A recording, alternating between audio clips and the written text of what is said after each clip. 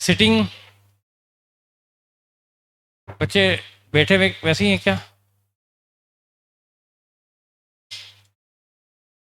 S पर sticker बैठे हैं क्या? नहीं। बेटा, कोविड की हालत इंदौर में बहुत बुरी है और हमें बहुत ज़्यादा ध्यान रखने की ज़रूरत है। सिर्फ गवर्नमेंट रेगुलेशन के लिए नहीं, एक्चुअल में भी बहुत ज़्यादा हमें प्रिकॉशन रखनी पड़ेगी। तो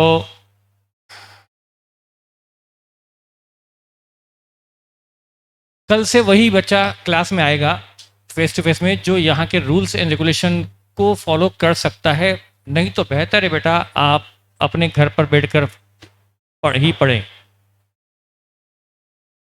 बेटा, आप इसी बेच के बाद में अभी आपको उठाना, अभी आपको शायद इंसल्टिंग या ख़राब लगेगा कि सर बीच में डिस्टर्ब कर रहे हैं। बेटा, हमसे आप क्या उम्मीद करते हो ये बताओ।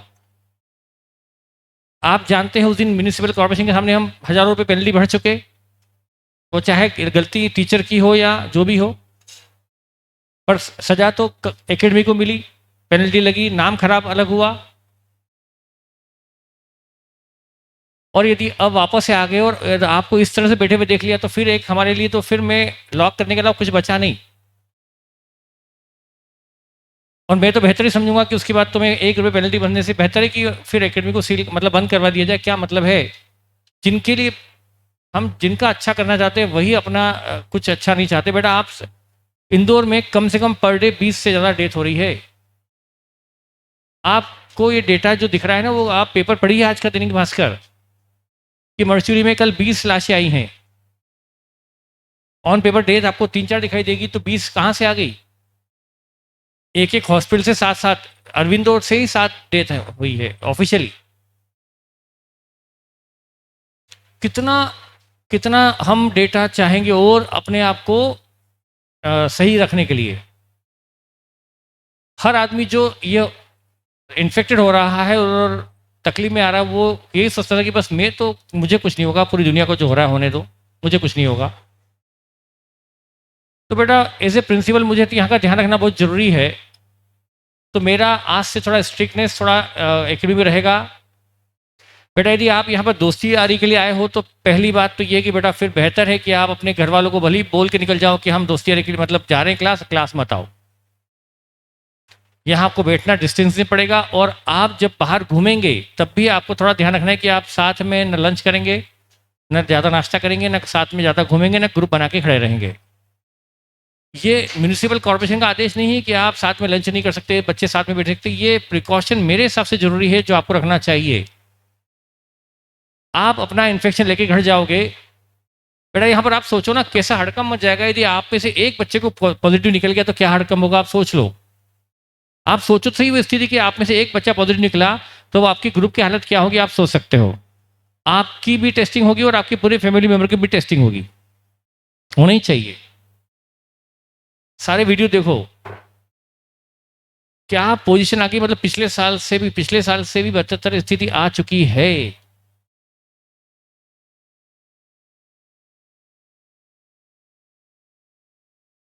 अब ये तुमको है ना कब करना चाहिए, बैठने के पहले। अब अभी मैं जानता हूँ कि तुम अकेले हो इसलिए तुम अभी ज़्यादा कुछ कर नहीं पाते हो।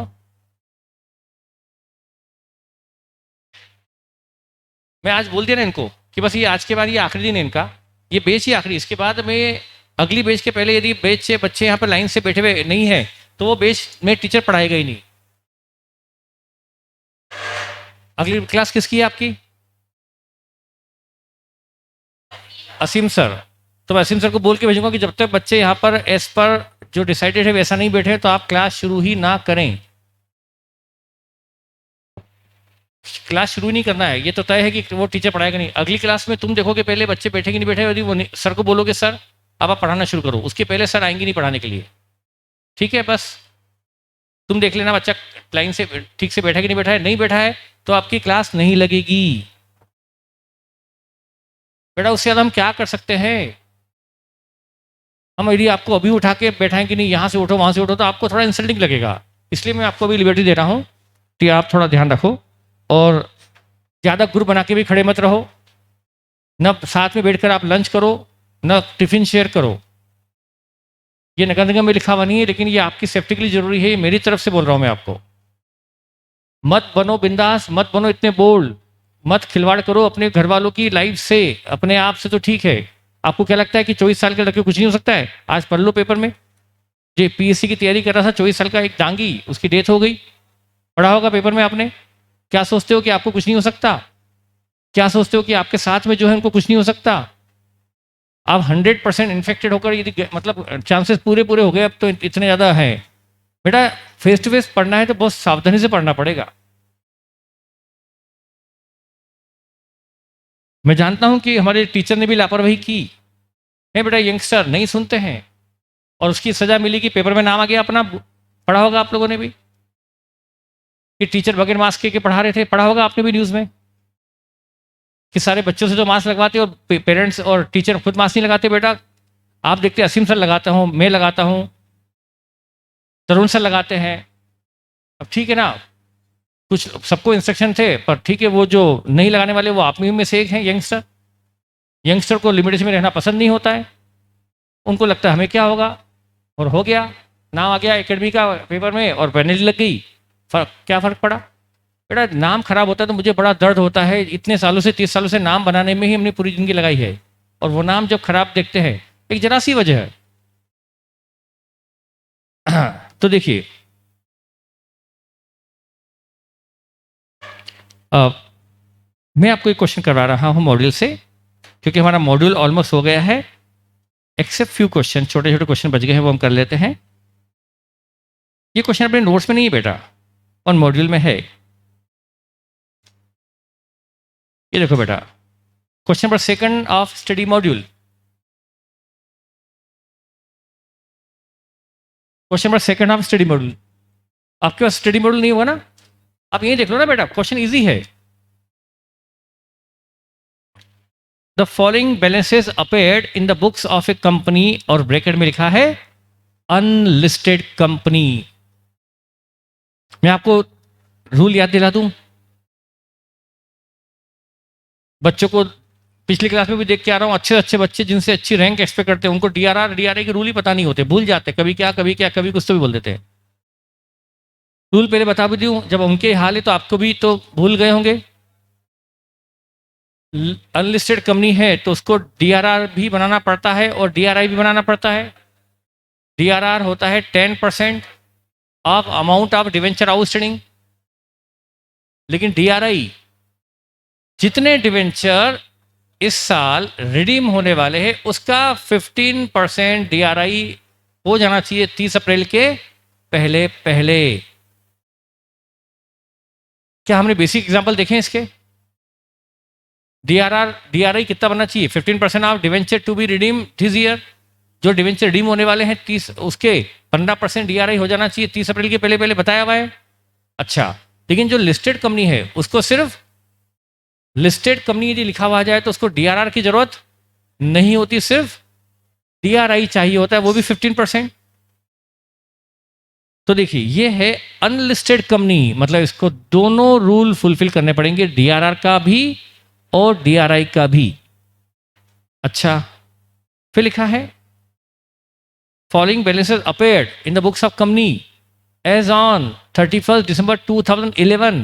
Number 1, 6% mortgage, 10,000 debenture of 100 each.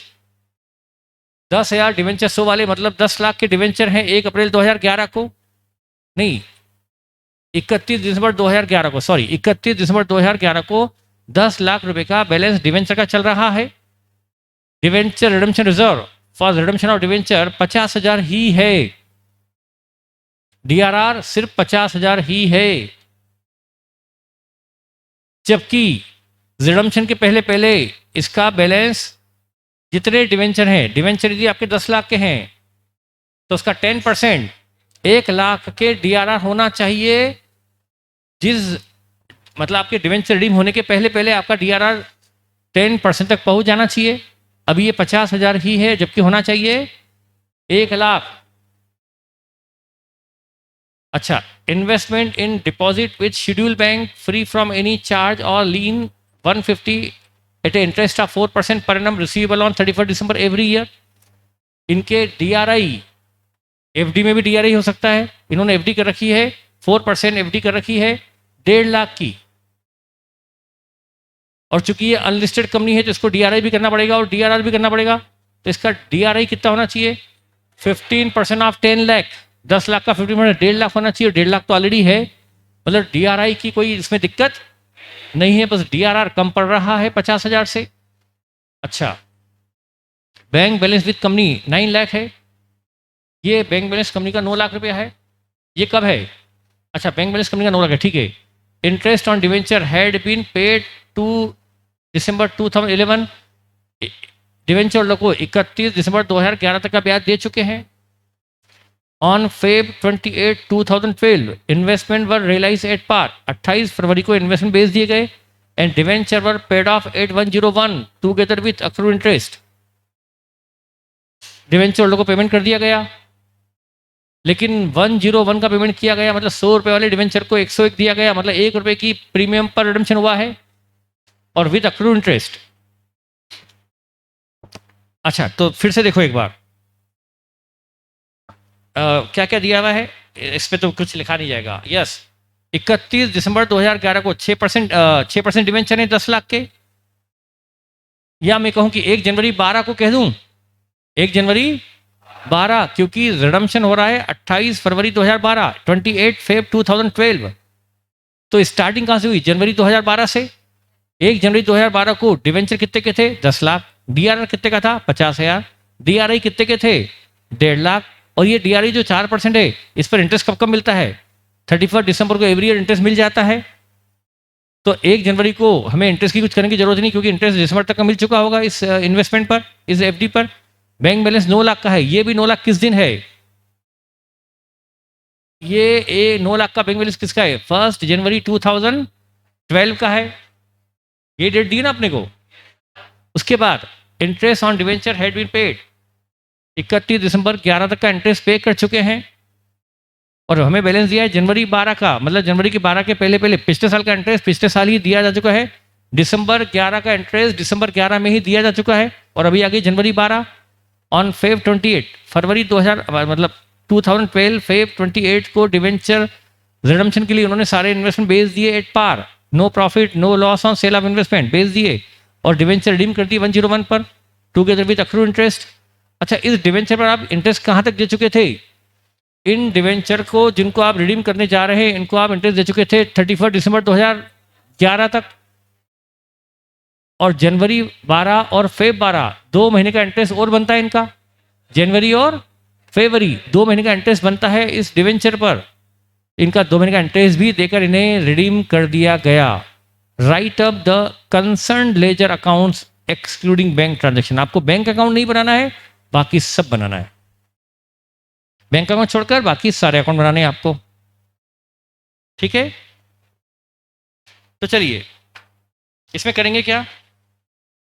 एक डिवेंचर अकाउंट खोलेंगे, डीआरआर अकाउंट खोलेंगे, डीआरआई अकाउंट खोलेंगे, सारे बैलेंस ओपनिंग दिए हुए हैं, सब जनवरी 2012 के डेट में खोलेंगे, जनवरी 2012 के डेट में खोलेंगे, डीआरआर भी, डीआरआई भी, डिवेंचर भी। फिर क्या करेंगे? 28 फेब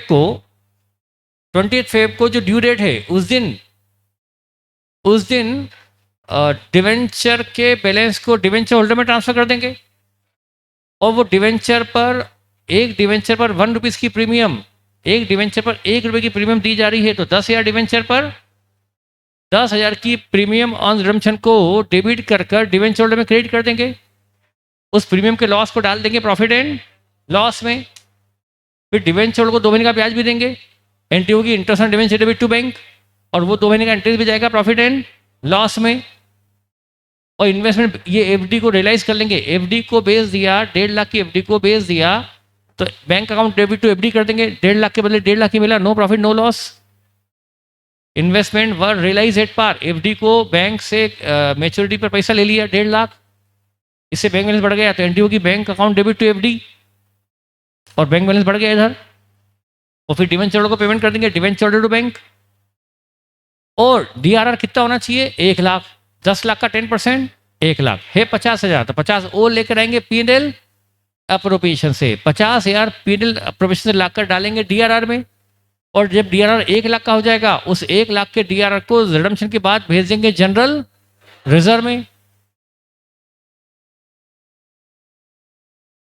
इंटरेस्ट अकाउंट भी खोल लेंगे, रेलिवेंट अकाउंट पूछा सब खोल लो, इंटरेस्ट ऑन डिवेंचर भी।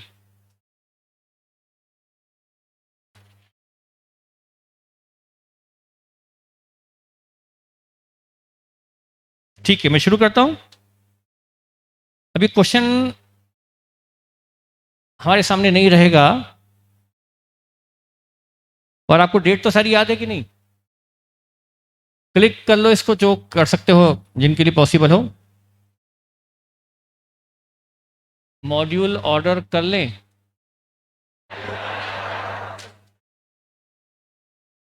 बेटा अब तो मंगा ही लो। अमेंडमेंट के बाद के लिए वेट करोगे, पता नहीं नया मॉड्यूल मिले ना मिले।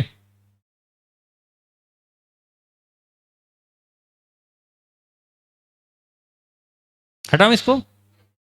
ठीक है।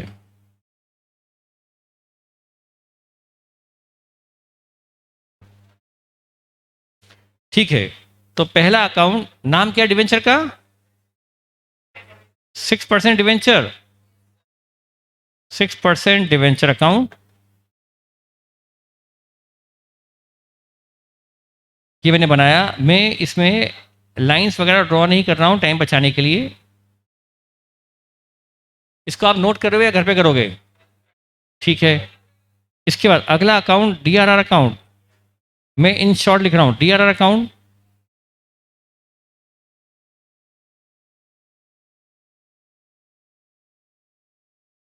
तीसरा अकाउंट डीआर अकाउंट, 4% एफडी,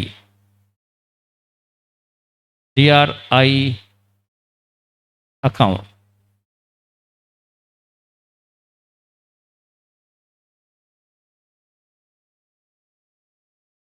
फिर debenture holder account, debenture holder account. ये अकाउंट खुलेगा और बंद हो जाएगा पेमेंट करते ही। फिर premium on redemption account, premium on redemption भी है।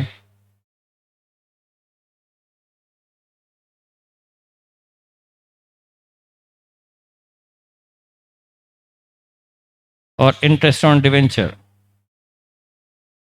2 महीने का इंटरेस्ट देंगे।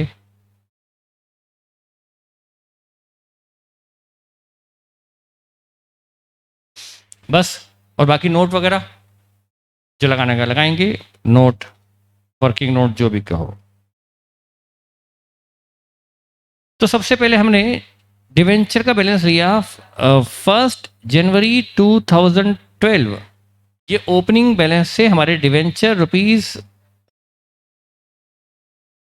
बाय बैलेंस बीडी ₹10 लाख की डिवेंचर की हमारी ओपनिंग लाइबिलिटी है। ये मैंने ओपनिंग डिवेंचर लिख दिया 10 लाख के।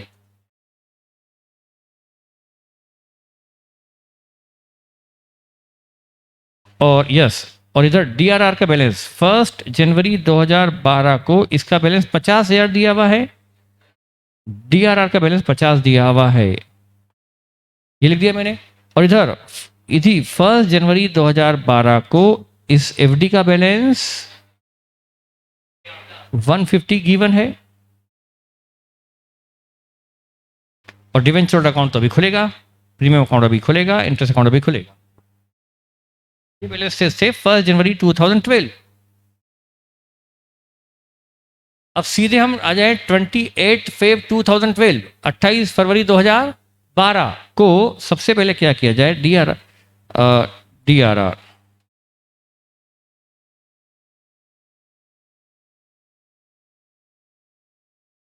कंपनी का नाम क्या है? नाम नहीं दिया। As company is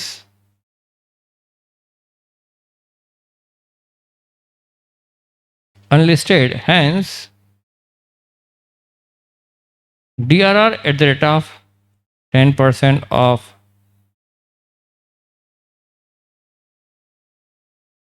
total debenture is required.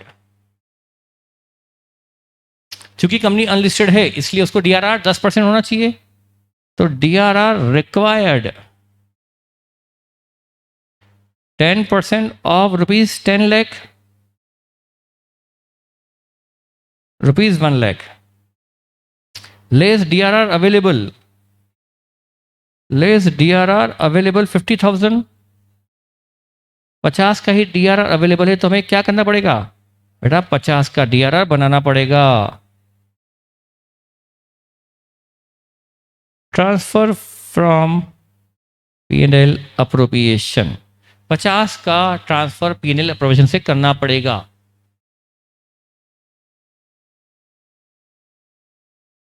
अब बोल रहा है जनवरी नहीं दिसंबर, बेटा दिसंबर तो क्लोजिंग के पेज लगा, हम तो 2012 की अकाउंटिंग करेंगे ना, जनवरी 2012 से। तो अब क्या करा जाए, डीआरआर में 28 फरवरी 2012 को बाय पीएनएल अप्रोप्रिएशन, इसका नोट नंबर 1 लगा देंगे। नोट नंबर 1 से ये डेटा आया है। 50,000 का हम अमाउंट कहाँ से लाए, ये हमने बता दिया कि किस तरह से अमाउंट हमने अराइव किया। अच्छा, और अब जब रिडम्पशन हो जाएगा तो 28 फेब 2012 को इस अकाउंट को कहाँ भेज देंगे, चूंकि रिडम्पशन हो ही रहा है तो हम क्यों ना अभी इसे कर दें, 1 लाख भेज दिया, जल नजर में खत्म करो, क्योंकि डिवेंचर रिडीम हो ही रहे ना 28 फरवरी को, तो खत्म करो इसको। ठीक है, ये हो गया। और डीआरआई का नोट लगाने की जरूरत नहीं है, ऑलरेडी सफिशिएंट है। डीआरआई रिक्वायर्ड 15%, ऑलरेडी 15%, तो no need of any DRI further, no need of any further DRI. लिख दूं क्या, note to DRI, DRI required at the rate of 15% of debenture to be redeemed। क्योंकि 10 लाख पूरे redeem होने जा रहे हैं तो उसका 15% 1.5 लाख होना चाहिए, लेस डीआरआई अवेलेबल 4% एफडी, कितनी अवेलेबल है, 1.5 lakh, no further DRI required, बस डीआरआई की जरूरत ही नहीं है। बैंक अकाउंट भी बनेगा क्या, बेटा क्वेश्चन में लिखा था एक्सक्लूडिंग बैंक अकाउंट, लिखा था कि नहीं लिखा था, ये बच्चे डाउट आते तो वो पूछते हैं कि जो क्वेश्चन में लिखा हुआ है, बेटा लिखा हुआ था कि बैंक अकाउंट नहीं बनाना है। ठीक है, इससे बेटा हमारा ग्रेस्पिंग डाउन होता था, हम इन फालतू चीज़ों में रख जाते हैं, काम की चीज़ें में ध्यान नहीं देते बेटा। हाँ वो देखते बेटा, ब्याज की बात करेंगे। हाँ अब क्या करें, 28 फरवरी को हमें डिवेंचर ऑर्डर को 28 फेब 2012 को हमें इन डिवेंचर ऑर्डर को हम ब्याज कब तक का दे चुके हैं, दिसंबर 2011 तक का दे चुके, जनवरी और फरवरी, जैन और फेब 2 महीने का इंटरेस्ट देना पड़ेगा, क्योंकि दिसंबर 11 तक का ब्याज उन्हें दिया जा चुका है, तो 2 महीने का अक्रू इंटरेस्ट टू बैंक कर दो उसको। 10 लाख पर 15% से, सॉरी 6% से 2 महीने का interest, interest on debenture bank कर दो, और बाद में 31 दिसंबर 2012 को ये कहाँ जाएगा, बाय पीएनएल जाएगा बाद में, अभी छोड़ दो उसको। पर अभी पीएल में नहीं बेच सकते, फरवरी में पीएनएल कहाँ बनता है, पीएनएल कब बनता है, 31, इनका दिसंबर एंडिंग दिख रहा है ना, तो ये दिसंबर में जाएगा प्रॉफिट एंड लॉस में, तो अभी इस पर टीडीएस नहीं, टीडीएस का हम बेटा रूल टीडीएस का है, पर हम टीडीएस का क्वेश्चन तभी करते हैं जब क्वेश्चन में टीडीएस के लिए कहा हो, अदरवाइज हम इनकम टैक्स के सारे रूल यहाँ लगाना पॉसिबल नहीं अकाउंट्स में, तो हम टीडीएस की बात तब तक नहीं करेंगे जब तक क्वेश्चन ना कहे। ठीक है, ये इंटरेस्ट अकाउंट दे दिए 2 महीने का। अच्छा, अब इस डिवेंचर को 28 फरवरी 28 फेब 2012 को ले आओ टू डिवेंचर होल्डर में, टू डिवेंचर होल्डर, इस 10 लाख रुपीस को 6% डिवेंचर से करो डेबिट और डिवेंचर होल्डर में कर दो credit 28 Feb 2012 by 6% debenture ₹10 lakh. हमने डिवेंचर डेबिट करके डिवेंचर होल्डर क्रेडिट कर लिया। हाँ, इन्फॉर्मेशन नहीं तो टीडीएस नहीं कटेगा। अब इस पर प्रीमियम देनी है।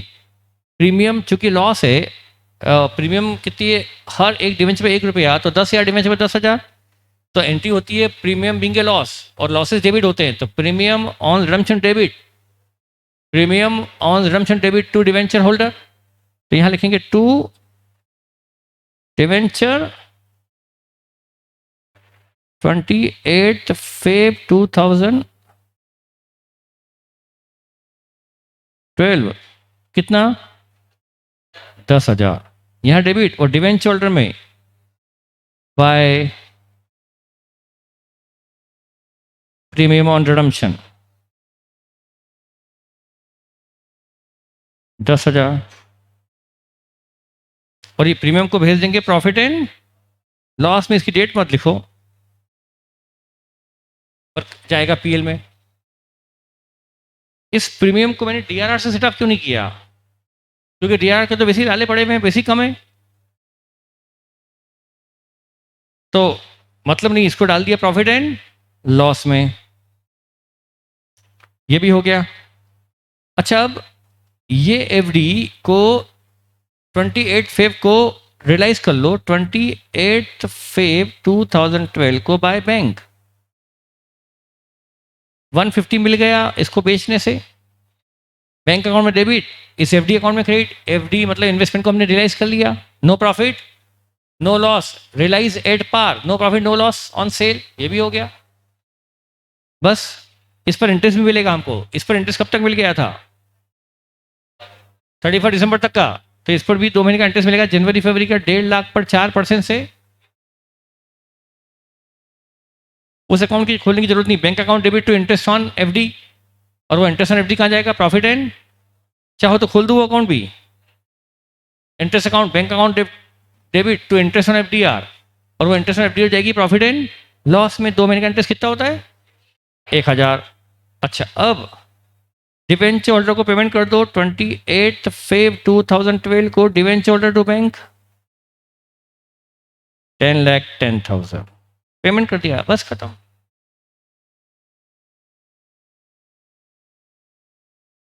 और एडीआर गई जनरल रिजर्व में, डिवेंचर खत्म, डीआरआर खत्म, एफडी खत्म, डिवेंचर होल्डर का अकाउंट क्लोज, प्रीमियम को डाल दिया पीएल में, इंटरेस्ट को डाल देंगे, इंटरेस्ट ऑन डिवेंचर को डाल देंगे पीएनएल में।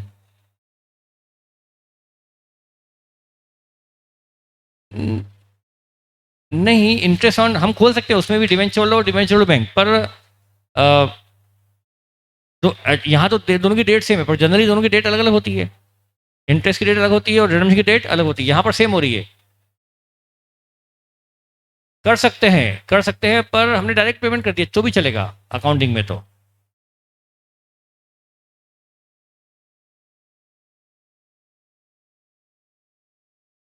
इंटरेस्ट ऑन एफडी को एंट्री करेंगे bank account debit to interest on FD, और इंटरेस्ट ऑन एफडी जाएगी पीएनएल में।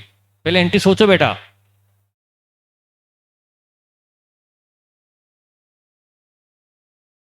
हाँ डीआरआई की जरूरत नहीं है वर्किंग नोट में, जस्ट बता दिया, आप चाहो तो बनाओ चाहो तो मत बनाओ।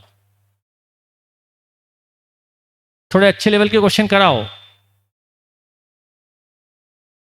बेटा, ये लेवल अचीव हो जाए पहले, वही बड़ी बात है। मुझे लगता है कि डिवेंचर में मॉड्यूल ने लेवल बहुत डाउन कर दिया, तो मुझे भी लेवल डाउन करना पड़ेगा, क्योंकि अपना नोट्स का लेवल बहुत ज़्यादा अपर है और मॉड्यूल के क्वेश्चन बहुत आसान है। तो मैंने आपको मॉड्यूल से क्वेश्चन करवा दिया, ठीक है। अब आ जाइए आप, एक क्वेश्चन नंबर 8। ये क्वेश्चन 7th वाला मैं आपको नहीं करवा रहा हूं, क्योंकि ये मेरे नोट्स में है पर मॉड्यूल में नहीं। 7th क्वेश्चन में नहीं करवा, कटवाया था ना मैंने, ये मैंने पिछली पेज में कटवा कर इसको कटवा दिया था, लेकिन आज गलती से मैंने करवा दिया उन लोगों को, पर मुझे उसके बाद लगा कि इसको नहीं करवाना चाहिए, क्योंकि मॉड्यूल में इस लेवल के क्वेश्चन नहीं है जैसा कि क्वेश्चन नंबर 7 है। तो क्वेश्चन नंबर 8 से देखिए, क्वेश्चन नंबर 8, लिब्रा लिमिटेड, मिल गया क्वेश्चन।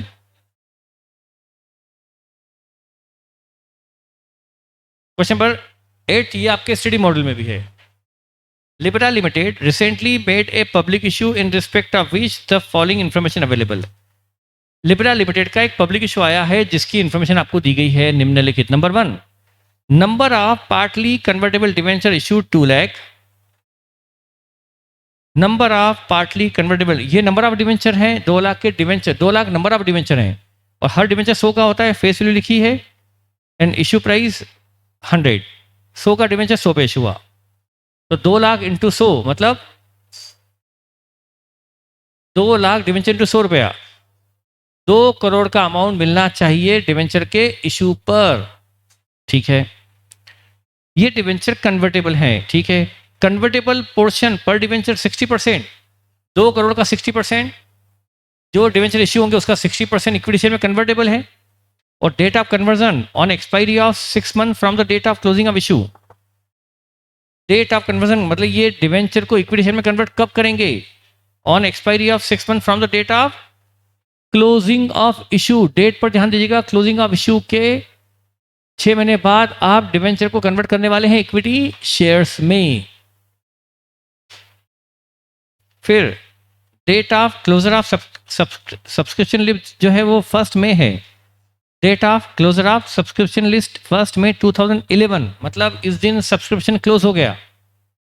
सब्सक्रिप्शन क्लोज हो गया इस दिन, मतलब पब्लिक से मनी लेना कंपनी ने बंद कर दी। ये लास्ट डेट दी थी कि जिसको डिवेंचर लेना है 1 मई तक पैसा जमा कर दो, इसके बाद कंपनी एप्लीकेशन एक्सेप्ट नहीं करेगी। ये है लास्ट डेट ऑफ एप्लीकेशन।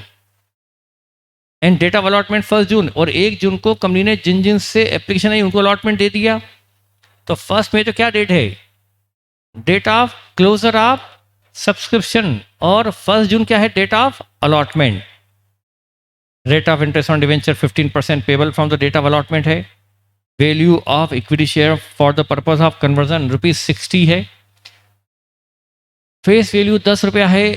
जो इक्विटी शेयर 10 रुपये का है वो कंपनी 60 रुपीज़ पर इशू कर रही है कन्वर्जन में, यानी जिनको डिवेंचर के बदले इक्विटी शेयर दे रही है काफ़ी महंगे, 10 वाला शेयर 60 में। शायद इसका मार्केट रेट काफ़ी अच्छा होगा, मार्केट में इसका रेट काफ़ी महंगा चल रहा होगा, तो कंपनी डिवेंचर के बदले शेयर देगी, पर एक शेयर 60 रुपीज़ का मानकर इशू करेगी। फिर लिखा है अंडर राइटिंग कमीशन 2%। मेरे ख्याल से आप अंडर राइटिंग समझते हैं। अंडर राइटिंग क्या होती है?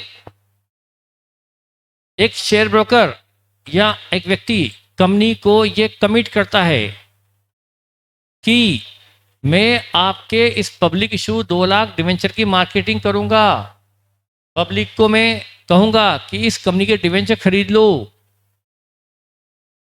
तो मैं आपको कंपनी पब्लिक से 2 लाख डिवेंचर को सब्सक्राइब करवाने का मैं आपको गारंटी देता हूं। और फिर भी यदि मैं पब्लिक से पूरे 2 लाख डिवेंचर की मनी सब्सक्राइब नहीं करवा पाया, 2 लाख डिवेंचर आपके नहीं बिकवा पाया, 2 लाख पर आपको मनी नहीं दिलवा पाया पब्लिक से, तो वो बाकी के डिवेंचर मैं खुद खरीद लूंगा। ये उसने कंपनी को कमिटमेंट किया। उसके बदले कंपनी उसे देगी, इस रिस्क को उठाने के बदले कंपनी उसको देगी 2% अंडर राइटिंग कमीशन।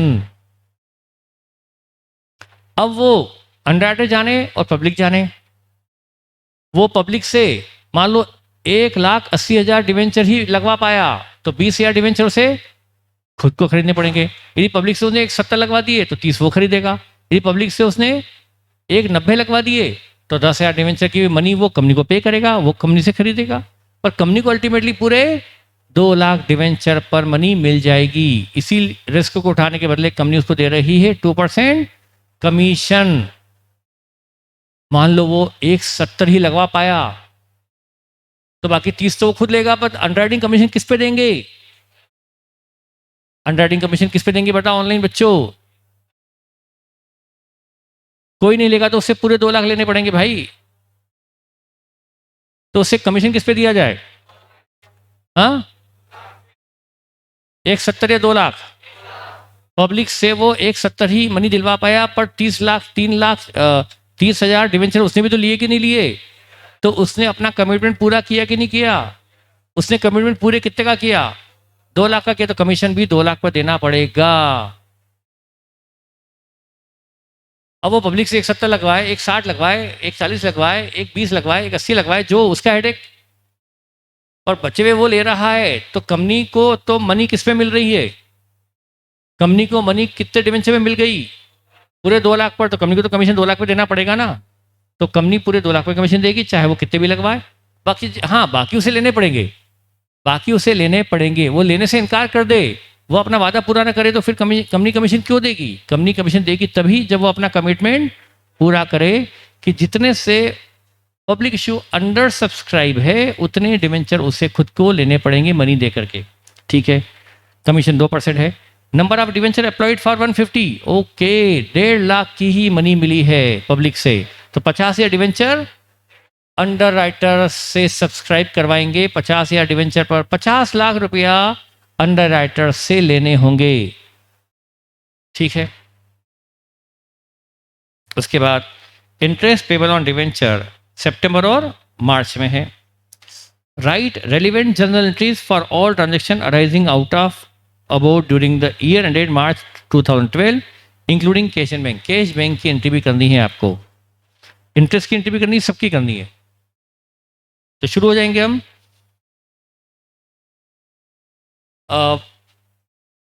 मनी कम मिली, एप्लीकेशन मनी। एप्लीकेशन मनी कितने डिवेंचर में मनी मिली कंपनी को? 1,50,000 पे मिली। तो पहले 150 में मनी रिसीव करवा लेंगे। ये मनी 1 मई के पहले पहले मिल गई होगी, 1 मई के पहले पहले, क्योंकि 1 मई को कंपनी ने सब्सक्रिप्शन का अमाउंट लेना बंद कर दिया। 1 मई तो लास्ट डेट थी, तो उस दिन तक कंपनी को मनी मिल गई होगी। 1.5 लाख डिवेंचर पर 1,50,00,000 की कंपनी को मनी मिल गई, तो कंपनी एंट्री क्या बस करेगी? Bank account debit to debenture application money, और 1 जून को अलॉटमेंट दे देगी। तो 1 जून को क्या करेगी? Debenture application debit to 15% debenture है ना, 15% डिवेंचर अलॉट कर देगी। कितने?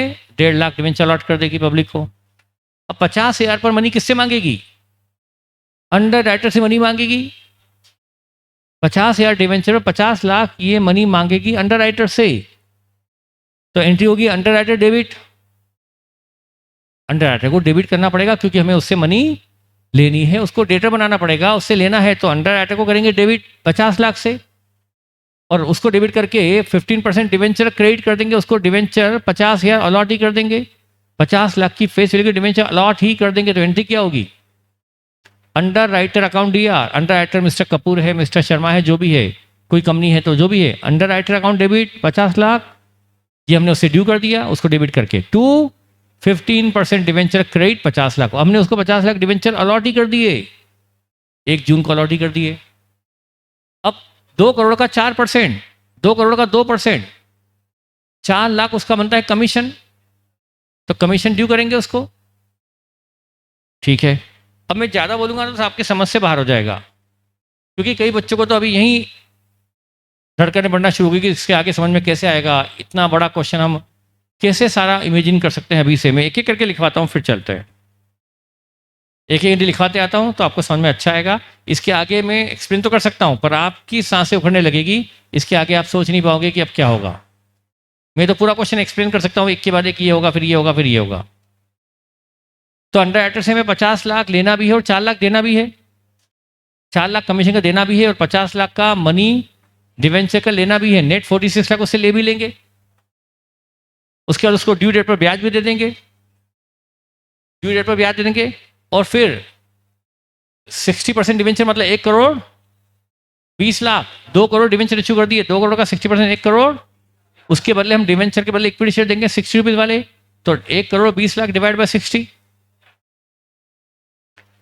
आप कैलकुलेटर पे अमाउंट लिखना भी सीखिए। 1,60,00,000 में कितने शून्य लगेंगे? जरा शून्य ठीक से लगाइए। ये गलती सारे बच्चे करते हैं, सारे के सारे, 2-4 नहीं, सब करते हैं। 1,60,00,000 तो जीरो लिखाना बताऊं, 1 के बाद 60, फिर 00, फिर 1,60,00,000 के लिखना बताऊं कैसे कितने शून्य लगेंगे? Divide by ₹60। 2 लाख डिवेंचर के 1,20,00,000 के बदले में कंपनी अपने 2 लाख इक्विटी शेयर इशू करने वाली है 10 रुपए वाले 60 रुपीज़ की इशू प्राइस पर, 50 रुपीज़ उसमें होगी प्रीमियम। अब यहाँ तो कुछ तो भी एब्सर्ड फिगर आ रहे हैं बच्चों के ऑनलाइन में, कुछ के तो सही आ रहे हैं, कुछ के तो कुछ फ्रैक्शन में आ रहे हैं। 1 करोड़ 20 लाख को डिवाइड बाय 60 करना है, उसमें भी राउंड फ्रैक्शन आ गया बच्चों का, कैसा हो सकता है?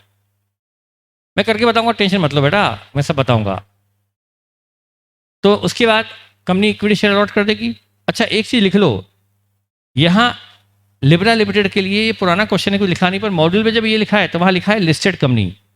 लिब्रा लिमिटेड के आगे लिख दो लिस्टेड कंपनी लिखा हुआ है, लिस्टेड लिखा हुआ है मॉड्यूल में, तो लिस्टेड है मतलब हमको क्या करना पड़ेगा? लिस्टेड है मतलब हमको डीआरआर की जरूरत तो नहीं है 10%, लेकिन डीआरआई 15% चाहिए। डीआरआई 15% का रूल फॉलो करना पड़ेगा। जो डिवेंचर रिडीम होने वाले हैं उसका 15% डीआरआई होना चाहिए। शायद आपको तरुण सर ने लॉ में बता दिया, इसमें मेरा थोड़ा सा लॉ अपनी जगह सही है, पर जहां तक मैंने मॉडल में देखा था मैं उसको एक बार चेक करूंगा। एज पर लॉ जो डिवेंचर इक्विटी शेयर में कन्वर्ट होने वाले हैं उस पर डीआरआई की जरूरत नहीं है। जो डिवेंचर इक्विटी शेयर में कन्वर्ट, तो 1 करोड़ 20 लाख के डिवेंचर जो इक्विटी शेयर में कन्वर्ट होंगे उस पर डीआरआई की जरूरत नहीं है। बचे 80 लाख, 80 लाख के डिवेंचर नगद में रिडीम होने वाले हैं, वो इरिडीमेबल मतलब वो कन्वर्टेबल नहीं है। 1 करोड़ 20 लाख के बदले तो आपने क्या दे दिया, और वो लॉजिकल भी है, पर मैंने देखा था मॉडल में उन्होंने एक एरर की थी, गलती की थी कि उन्होंने पूरे पूरे 2 करोड़ रुपये डीआरआई मतलब उसके हिसाब से गलती थी वो। पर बेटा देखो मेरी बात सुनो, लॉजिक क्या है? जब आपको 1 करोड़ 20 लाख के बदले नगद देना ही नहीं है तो फिर इन्वेस्टमेंट की जरूरत क्या है? डीआरआई क्या करते थे? डीआरआई का 15% डीआरआई का क्या करते थे at the time of redemption? DRI का क्या करते थे बताओ? बेचते थे, बेचकर उसी मनी से रिडम्पशन करते थे। जब 1 करोड़ 20 लाख के डिवेंचर के बदले में नकद देना ही नहीं है, उसके लिए कैश की आवश्यकता ही नहीं है, तो इन्वेस्टमेंट बेचने की जरूरत भी नहीं पड़ेगी। जब इन्वेस्टमेंट बेचने की जरूरत नहीं पड़ेगी तो इन्वेस्टमेंट करने की जरूरत क्यों रखी जाए? तो हमें फिर डीआरआई 1 करोड़ 20 लाख पे नहीं 80 लाख पे बना लेना चाहिए। तो 80 लाख का 15% 12 लाख के डीआरआई हो जाना चाहिए जब डिवेंचर रिडीम होने वाले हैं उसकी 30 अप्रैल के पहले। अब 80 लाख के डिवेंचर रिडीम कहाँ होने वाले हैं? अभी डिवेंचर 80 लाख के रिडीम अभी हो रहे हैं या कब हो रहे हैं? कुछ लिखा हुआ नहीं है। तो हमें इस पर इन्वेस्टमेंट करने की अभी आवश्यकता ऐसा नहीं है। कब करना चाहिए इन्वेस्टमेंट? जब रिडीम होने वाले हैं उस साल की 30 अप्रैल के पहले पहले हो जाना चाहिए, उसके पहले पहले। तो आप ये इन्वेस्टमेंट अभी भी कर सकते हो और बाद में भी कर सकते हो। करना तो है, अभी नहीं तो बाद में। जब ये डिवेंचर रिडीम होंगे उस साल की 30 अप्रैल के पहले पहले ये डीआरआई 15% हो जाना चाहिए 80 लाख का। पर क्वेश्चन ने रिडम्पशन की डेट नहीं दी कि 4 साल या 5 साल या 3 साल या 2 साल कब रिडम्पशन होने वाला है। तो हम तो अभी से डीआरआई खरीद लो ना, क्या फर्क पड़ता है, जल्दी खरीद सकते हैं ना। तो मॉड्यूल ने भी एंट्री पास की है डीआरआई खरीदने की, वो भी हम कर लेंगे 12 लाख। नॉन कन्वर्टेबल डीआरआई बनेगा। तो चलो हम शुरू करते हैं सॉल्यूशन, शुरू करते हैं solution. Date particular debit side और credit side of journal entry. यहां शुरू करते हैं हम एंट्रीज। नंबर 1, एंट्री नंबर 1, 1 मई 2011 को सब जो मनी मिली पब्लिक से 1.5 लाख डिवेंचर पर 100 रुपए से, bank account debit to debenture application account, तो debenture application money 1.5 lakh debenture पर 1 करोड़ 50 लाख की मिली है एप्लीकेशन मनी। ये हमने मिली है एप्लीकेशन मनी। 1 जून 2011 को इन सभी को अलॉटमेंट दे दिया गया, इन सभी को अलॉटमेंट दे दिया गया। तो क्या करें? Debenture application money debit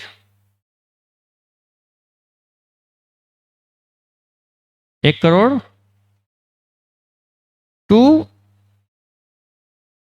15%, 1 crore 50 lakh.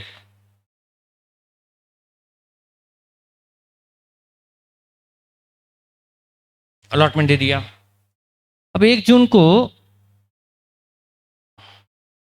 उस अंडर राइटर से कहेंगे भाई हमने 1 मई तक वेट कर लिया, जो एप्लीकेशन आ रही थी आ गई, 1.5 लाख एप्लीकेशन आई है बस, अब 50,000 डिवेंचर तुम लो। तो उससे 50 लाख को सीधे डिवेंचर अलॉट करेंगे या उससे एप्लीकेशन मनी मांगेंगे? अब सीधे अलॉटमेंट ही करेंगे ना उसको। अब एप्लीकेशन की क्या, अब तो उसको इंस्ट्रक्शन कि भाई तुम्हें डिवेंचर लेने ही हैं, कंफर्म है, तुमने कमिटमेंट किया है कि तुम लोगे, लो। तो अंडर राइटर का नाम, अंडर राइटर डेबिट,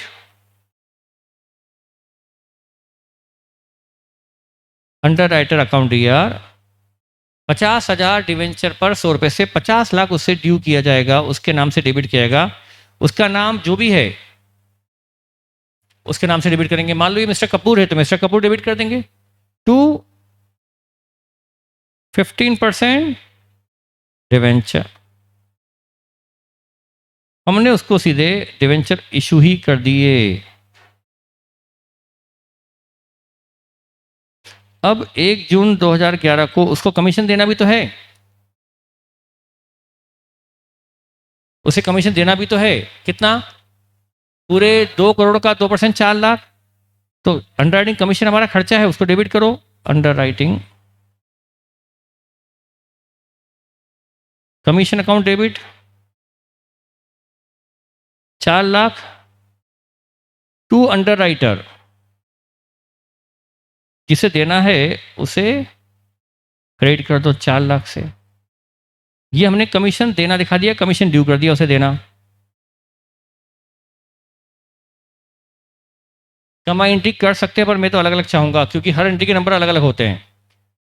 तो हमने अंडर राइटर को 50 लाख से डेबिट भी किया है मतलब लेना, और 4 लाख से क्रेडिट भी किया है मतलब देना। नेट कितना लेना हुआ उससे? तो उससे हमें मनी मिल गई होगी। कितनी मनी मिल गई होगी? Bank account debit to underwriter, underwriter से कितनी मनी मिल गई होगी? 46 लाख की मनी मिल गई होगी। तो bank debit to underwriter कर दो। इसकी डेट तो दी नहीं कि कब मिली होगी।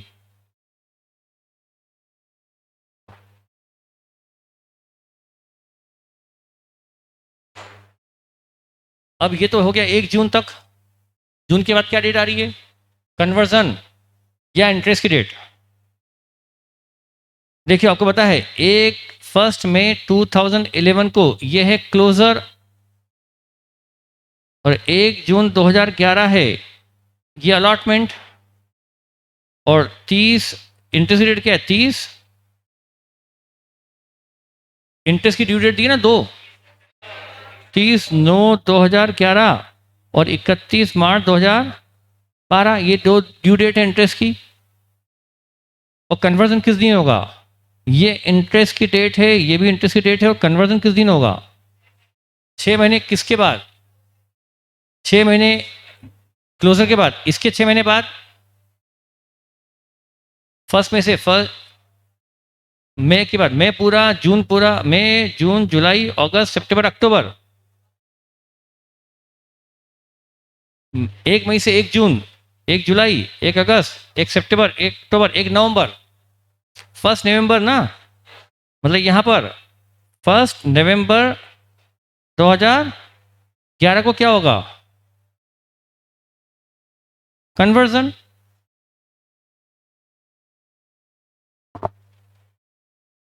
बताओ अब कौन सी डेट पहले आ रही है अकाउंटिंग के लिए? हम 1 जून तक की अकाउंटिंग कर चुके, अलॉटमेंट की एंट्री कर चुके, अंडरराइटर का कमीशन ड्यू कर चुके, अंडरराइटर से मनी ले चुके। अब 1 जून के बाद डेट क्या आ रही है? इंटरेस्ट की डेट 30/9 को। 30/9 के बाद क्या आएगा? फिर कन्वर्जन आ जाएगा 1 नवंबर को, और फिर ईयर एंड में इंटरेस्ट आएगा। इस दिन कितने डिवेंचर? 1 करोड़ 20 लाख के डिवेंचर इस दिन कैंसिल हो जाएंगे। कन्वर्जन होके कैंसिल हो जाएंगे, बचेंगे कितने? तो यहां पर जब ब्याज देने की बात आएगी 31 मार्च को, अच्छा यहां तो डिवेंचर पूरे 2 करोड़ हैं, यहां रिडीम हो गए 1 करोड़ 20 लाख, तो यहां कितने बचे? 80 लाख के डिवेंचर बचेंगे, ध्यान रखना।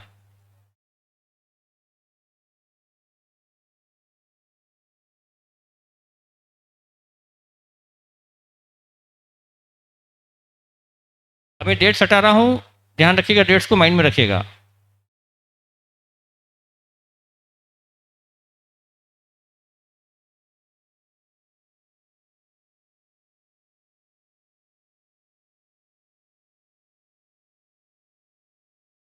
और एक बच्चा पूछ रहा था अलॉटमेंट की एंट्री तो की नहीं बेटा, सेकंड एंट्री अलॉटमेंट की है। आपका ध्यान कहाँ रहता है बेटा? 30/9/2011 को इंटरेस्ट देना है, interest on debenture to bank. वैसे प्रैक्टिकली तो एंट्री पहले ड्यू होती है, interest on debenture to debenture holder, और फिर डिवेंचर होल्डर टू, और इतनी ज़्यादा एंट्री में हम क्यों करें, इतनी ज़्यादा एंट्री, बहुत एंट्री बढ़ जाएगी। तो 2 करोड़ पर, अच्छा इस पर ये इशू कब हुए, अलॉटमेंट कब हुआ इनका? तो जून से ब्याज शुरू होगा ना, जून, जुलाई, अगस्त और सितंबर, 4 महीने का, 4 महीने का इंटरेस्ट 2 करोड़ पर, 10 लाख का इंटरेस्ट बना बस।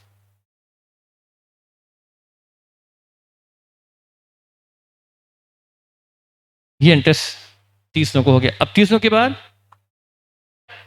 1/11/2011, ये है कन्वर्जन की डेट, इसके लिए बनेगा working note, working note for conversion. 2 crore का 60% कन्वर्टेबल पार्ट है, मतलब 1 करोड़ 20 लाख देना है, उसके लिए ₹60 पर शेयर, या गए 2 lakh shares of ₹10 at a premium of ₹50 each.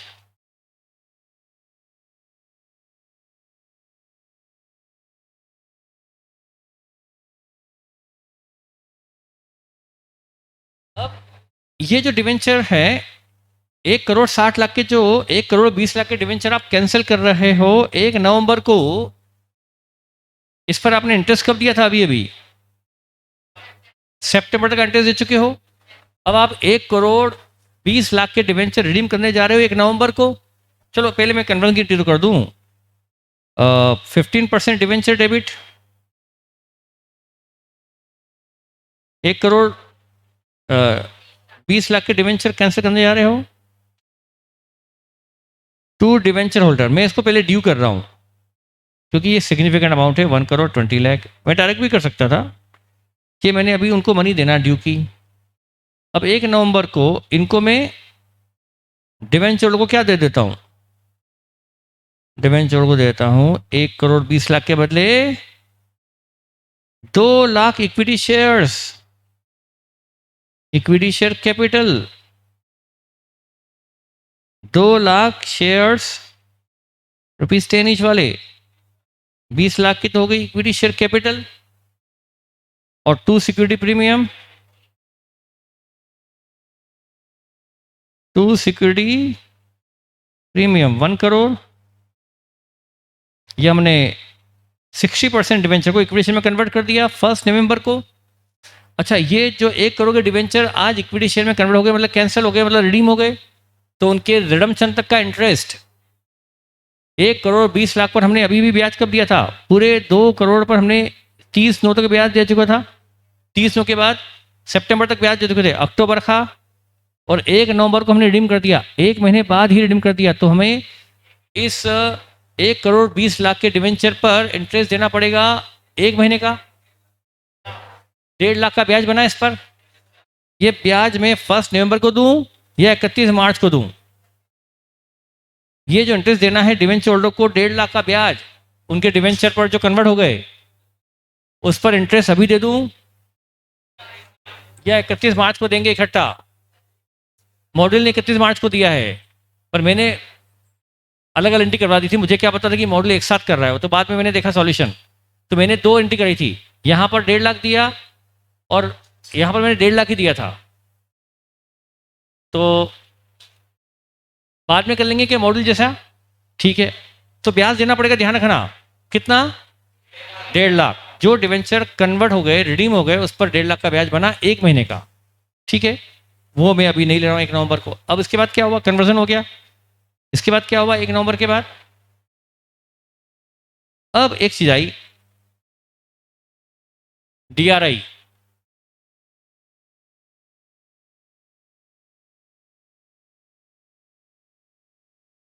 Note number 2। Company का नाम क्या है? Libra. As Libra limited is a listed company, hence debenture redemption investment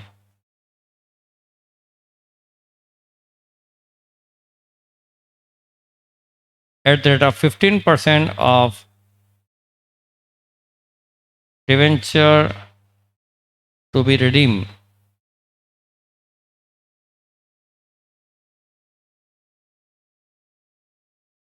is required। तो total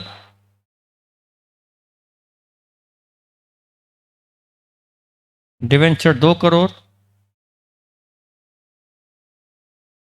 less 60% redeemable by conversion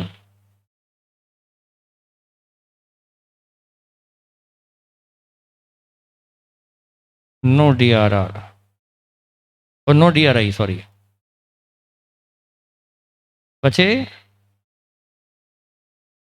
balance to be redeem in cash later on. 80 lakh के debenture future में redeem होने वाले हैं। इसका 15% मतलब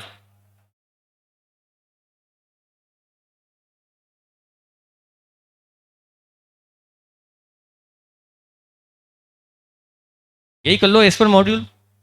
मॉड्यूल से पंगा कौन ले? तो यहां पर डेट मत डालो, इसकी इन्वेस्टमेंट की date. Debenture redemption investment debit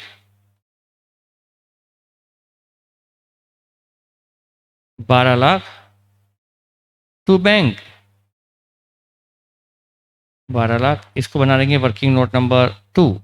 ये 12 लाख के क्यों खरीदे? वर्किंग नोट नंबर 2 में आ गया। अब 31 मार्च 2012 को हमें क्या देना है? Interest. Working note number 3 for interest. Interest on debenture on 31 मार्च 2012। बेटा आप इस डेट के पहले इंटरेस्ट कब दे चुके थे? सितंबर तक। अब 1,20,00,000 के डिवेंचर पर 15% से आपको ब्याज देना है 1 महीने का। 1 महीने का क्यों? क्योंकि आपने 1 महीने बाद तो इनको कैंसिल कर दिया, इक्विटी शेयर में कन्वर्ट कर दिया। इसके बाद तो इन पर डिविडेंड शुरू हो जाएगा इंटरेस्ट बंद होकर के। ये इंटरेस्ट आया 1.5 लाख और बचे 80 लाख के डिवेंचर पर 15% से 6 महीने का, कुल 7.5 लाख। ये इंटरेस्ट बना पूरे अगले 6 महीने का जो कंपनी पे करेगी। Interest on debenture to bank.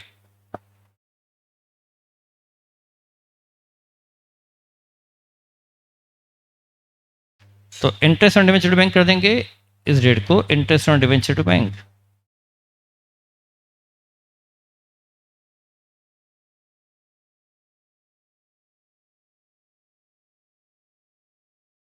और सारा इंटरेस्ट भेज देंगे प्रॉफिट एंड 31 मार्च 2012 को P&L to interest on debenture. ऊपर इंटरेस्ट डेबिट कितना क्या था? 10 लाख ये था और 7.5 लाख, ये कुल हो गया 17 लाख। ये इंटरेस्ट जाएगा प्रॉफिट एंड लॉस में।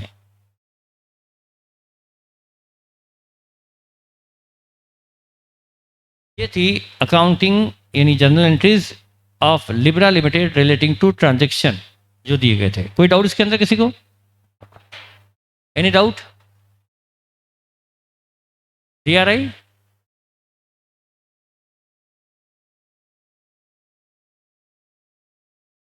रिडम्पशन की डेट नहीं दी बेटा, मैंने ये बताया था आपको कि ये जो 80 लाख के डिवेंचर बचे ये कब रिडीम होने वाले हैं? उनकी जब ड्यू डेट आएगी रिडम्पशन की उसके 30 अप्रैल के पहले पहले DRI बन जाना। पहले पहले या उसी दिन? 30 अप्रैल के दिन ही बनना चाहिए, उसके पहले पहले कभी भी बन सकती है। तो उसके पहले हमने बना लिया। और मैंने कहा ही था आपको कि आप ना चाहो तो बनाओ, लेकिन मॉडल नहीं सकती और करने में कोई बुराई क्या है? DRI पहले तो बन सकता है ना, 30 अप्रैल के बाद नहीं हो सकता, लेकिन पहले तो बना सकते, हमने पहले बना लिया, तो गलत क्या है? उस दिन तक तो बन ही जाना चाहिए, ऐसा है। उसके पहले बन सकती तो हमने बना लिए। 1 महीने का इंटरेस्ट, कुल डिवेंचर थे 2 लाख, ये हमने इशू किए थे 1 जून 2011 को। 30/9/2011 को ड्यू डेट आई, तो हमने इंटरेस्ट दे दिया पूरे 2 लाख पर।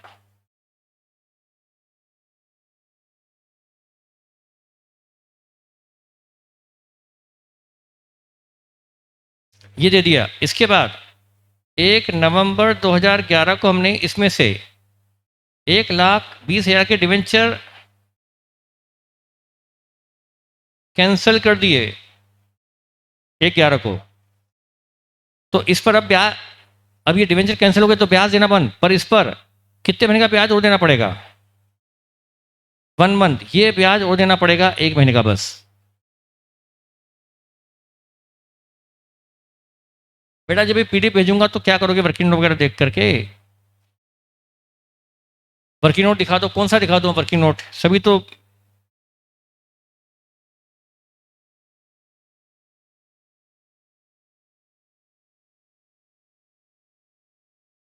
इतना लूज कॉन्फिडेंस होता है बेटा आप लोगों को कि आपको एंट्री भी फिर से देखनी पड़ती है कि इशू की एंट्री क्या हुई थी, bank account debit to application money for debenture, फिर debenture application money to debenture. बेटा ये एंट्री भी आपको देखनी पड़े तो आपको अपने आप पर कोई भरोसा ही नहीं है कि हम ये एंट्री घर पे जाके खुद कर लेंगे। जो आपको लिखना है बेटा लिख सकते हो, एंट्री तो अपने हाथ में आप जैसे चाहो वैसे लिख सकते हो।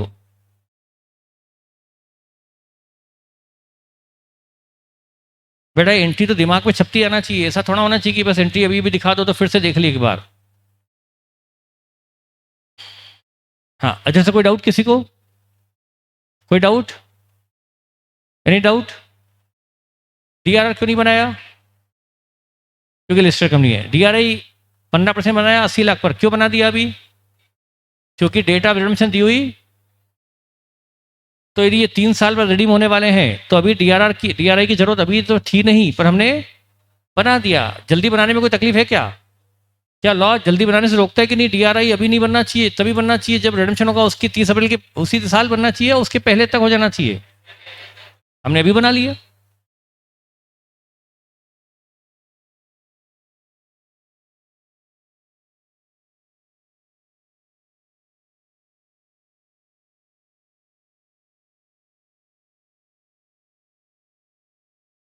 सितंबर तक इंटरेस्ट कैसे आया? ये सारी बातें वापस रिपीट करवाओ बेटा, पहली बार में मत सुनो।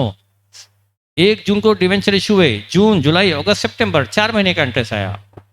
तो कॉमन सेंस की बात है बेटा। 30 को इंटरेस्ट देंगे from the date of allotment, जून जुलाई अगस्त सितंबर, 4 महीने का इंटरेस्ट दिया हमने 20 लाख पर।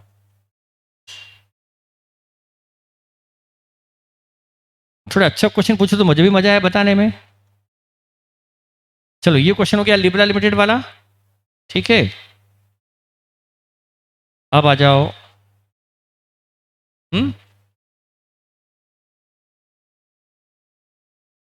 क्वेश्चन नंबर 11 पे आ जाओ।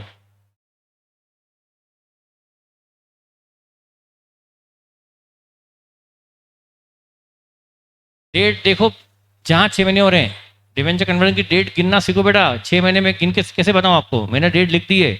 कम से कम अब तो सीख लो कि वो 1 तारीख आ रही है, 31 तारीख आ रही है। अंडर राइटर शेयर्स लेने से मना कर दे तो उस पर सूट फाइल होगा, वो लीगल इशू है, उसको हम क्या कर सकते हैं अभी। Question number 11, on 1 April 2011 in MK limited, MK limited is a unlisted company with, ये अनलिस्टेड कंपनी है तो यहां पर दोनों रूल लगेंगे, डीआरआर 10%, डीआरआई 15%, दोनों लगेंगे। इसके 9% डिवेंचर हैं जिसका ओपनिंग बैलेंस 50 लाख है। 50,000 डिवेंचर 100 रुपये वाले 50 लाख, 1 अप्रैल 2011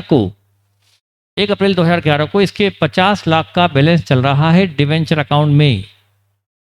उसके बाद इंटरेस्ट ऑन डिवेंचर की ड्यू डेट है सितंबर और मार्च। Interest on debenture was paid every paid half yearly on September and 31 of March every year. Company 6 महीने करके साल में 2 बार इंटरेस्ट देती है। उसके बाद on 31 May 2011 company purchase 8,000 debenture of its own ₹8.98 ex interest पर डिवेंचर। कंपनी ने 8 ईयर डिवेंचर खुद के खरीद लिए 31 मई को, और फिर लिखा है on the same day it cancel the debenture acquired, जो डिवेंचर खरीदे उनको सेम डे कैंसिल भी कर दिया। फिर you are required to prepare necessary ledger account excluding bank, bank account ही बनाना है, बाकी आपको बनाना लेजर अकाउंट।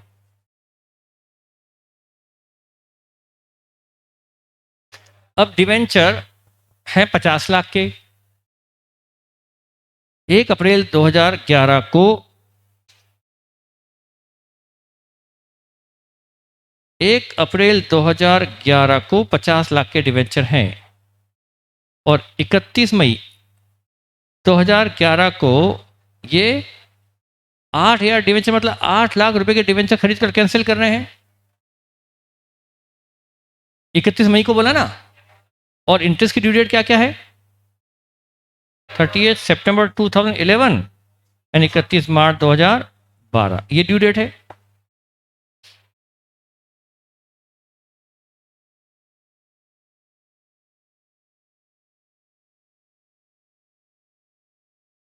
अब चूंकि ये अनलिस्टेड कंपनी है तो डीआरआर एंड दोनों की चिंता करनी पड़ेगी।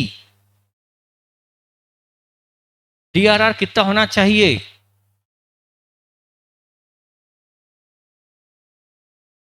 क्योंकि ये अनलिस्टेड कंपनी है तो डीआरआर कितने होने चाहिए,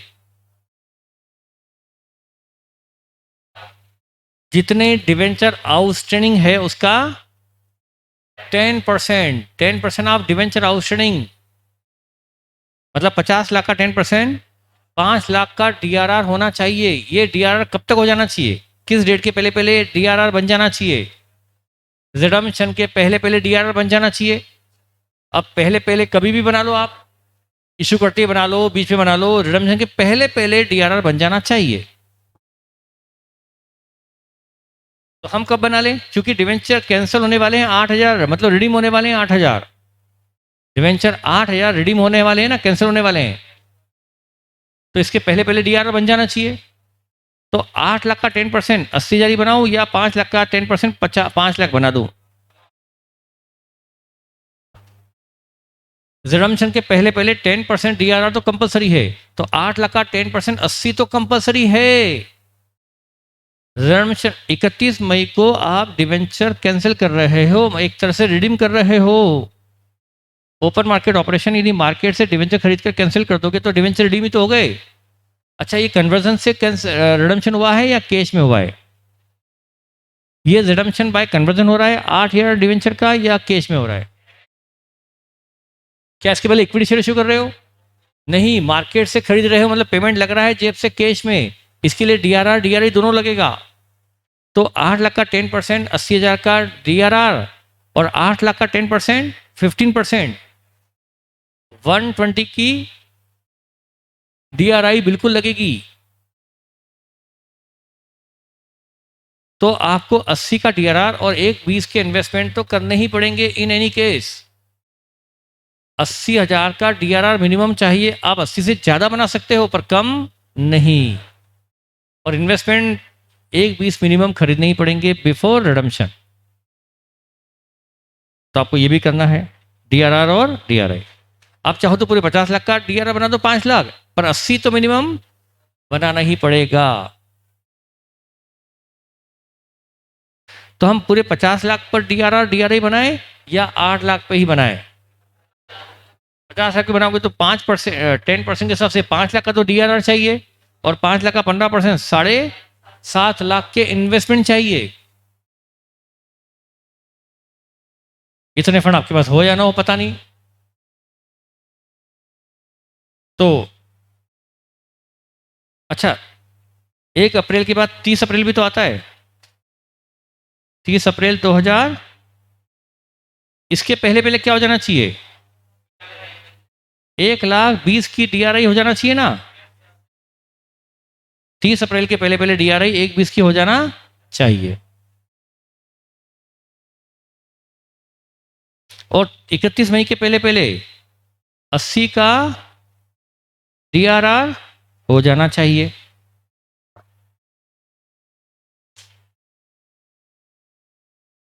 अब देखिए,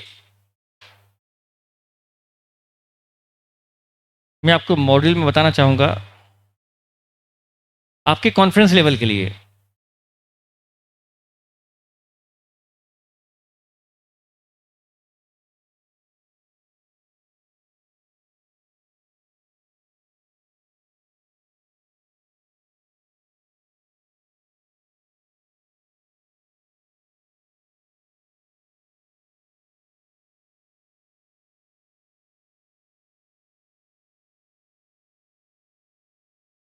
देखो, ये पढ़ो, ये आपके कॉन्फ्रेंस के लिए है। It should be noted that appropriation to DRR can be made any time before redemption. क्या लिखा है? पीएनएल अप्रोप्रिएशन टू डीआरआर कब हो सकता है? Any time before redemption. यही पढ़ा है ना अपन ने कि रिडम्पशन के पहले पहले डीआरआर बन जाना चाहिए यदि रिक्वायर्ड है तो। और इन्वेस्टमेंट क्या लिखा है? Investment in specified security are mention above can be done before 30th April for the debenture maturing date year. Maturing date year मतलब जो इस साल मैच्योर होने वाले हैं, रिडीम होने वाले हैं। क्या यही अपन ने भी पढ़ा है? ऐसे यहां पर लिखा हुआ है। However, for sake of simplicity and easy, it is advisable to make the appropriation and investment immediately after the debenture are allotted। इन्होंने क्या बोल दिया? ये कोई लॉजिक नहीं है, बस क्या बोला? इजी करने के लिए क्या करो, जैसे ही डिवेंचर इश्यू हुए वैसे ही डीआरआर बना दो। उसके रिडम्पशन का वेट मत करो कि रिडम्पशन होगा उसके पहले पहले, और जैसी इश्यू हो उसके बाद उसके इन्वेस्टमेंट भी खरीद लो। ऐसा लिखा है, समझ में आया आपको? ये तो मॉड्यूल ने अपनी लैंग्वेज लिखी है कि फॉर सेक ऑफ सिंप्लिसिटी। ये लॉजिक नहीं, सिर्फ सॉल्यूशन को इजी बनाने का एक तरीका है। क्या है बात? ये आपको मॉड्यूल में एक नोट दिया हुआ है, समझ में आ गया आपको?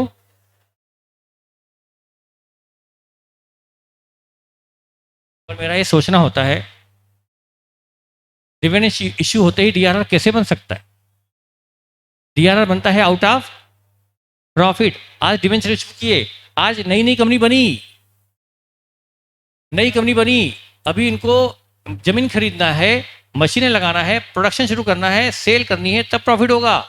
तो डिवेंचर इश्यू आया, उससे तो जमीन खरीदेंगे, फिर मशीन लगाएंगे, फिर प्रोडक्शन शुरू होगा साल भर बाद, फिर बिकेगा, फिर प्रॉफिट होगा। तो क्या डिवेंचर इश्यू होते ही पीएनएल थ्रू डीआरआर बन सकता है? प्रॉफिट ही कहाँ है कंपनी के पास, कैसे बना देगी डीआरआर? और शुरुआत में कंपनी पैसा कहाँ लगाती है? बिजनेस में। शुरुआत में कंपनी कैसे इन्वेस्टमेंट खरीद सकती है? गवर्नमेंट बॉन्ड वगैरह में पैसा कैसे लगा सकती है? ये इम्प्रैक्टिकल है जो मॉडल ने लिखा है। एक्चुअल में क्या होना चाहिए? जैसे जैसे प्रॉफिट आता जाए वैसे वैसे डीआरआर बनाते जाओ, और जैसे जैसे फंड अवेलेबल होते जाए, आइडल फंड, एक्स्ट्रा फंड, वैसे वैसे आप डीआरआई करते जाओ थोड़ा थोड़ा हर साल। ऐसे फंडा तो खत्म ही हो गया ये चैप्टर में अब तो, कि पीएनएल अप्रोप्रिएशन टू डीआरआर और डीआरआई टू बैंक ये कब करना, कैसे करना, ये तो खत्म ही कर दिया उन्होंने। बस जब इच्छा हो तब कर देते हैं लोग।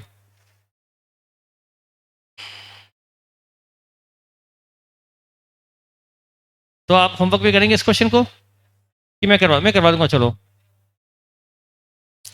ठीक है, कल करेंगे इस क्वेश्चन को। तो आपके होमवर्क में कौन कौन से हुए? आपके होमवर्क में कौन कौन से हुए? पर सर जरूरी तो नहीं है कि जब कंपनी बने तभी डिवेंचर इश्यू करें। चलो माना मैंने, कंपनी बनी उसको 4 साल हो गए, 4 साल बाद आज डिवेंचर इशू कर रहे हैं, तो बेटा जो डिवेंचर इशू होंगे उसको हम कहीं लगाएंगे, फिर उससे प्रॉफिट जनरेट होगा, तभी तो हम प्रॉफिट से अप्रोवेशन करेंगे। पुराने प्रॉफिट से क्यों करें अप्रोवेशन? वो भी तो सोचो।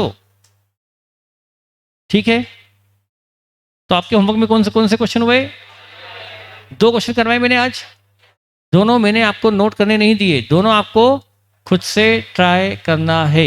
एक तो मॉड्यूल वाला क्वेश्चन और एक लिब्रा लिमिटेड वाला क्वेश्चन, और ये क्वेश्चन मैंने आपको डिस्कस किया है। तो हमें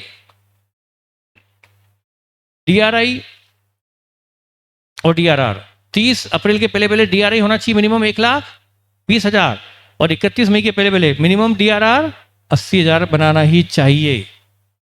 तो हम तो इतना ही बनाएंगे जितना अभी अर्जेंट है, जितना रिक्वायर्ड है। ज़्यादा बना सकते हो, इससे कम नहीं। ये तो मिनिमम बनाना पड़ेंगे, इससे ज़्यादा पर इससे कम नहीं। ठीक है बेटा,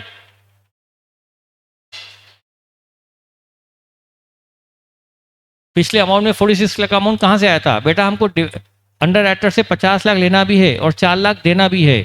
ये भी मैंने बताया था कि 50 लाख उससे लेना है अंडर राइटर से और 4 लाख उससे कमीशन का देना है, तो नेट 46 लाख हमने उससे ले लिया। एनबीएफसी वगैरह को ये जरूरत नहीं होती। चलो बेटा ठीक है, थैंक यू। टाइम अपना 11:15 कि 11:30? 11:15 है ना?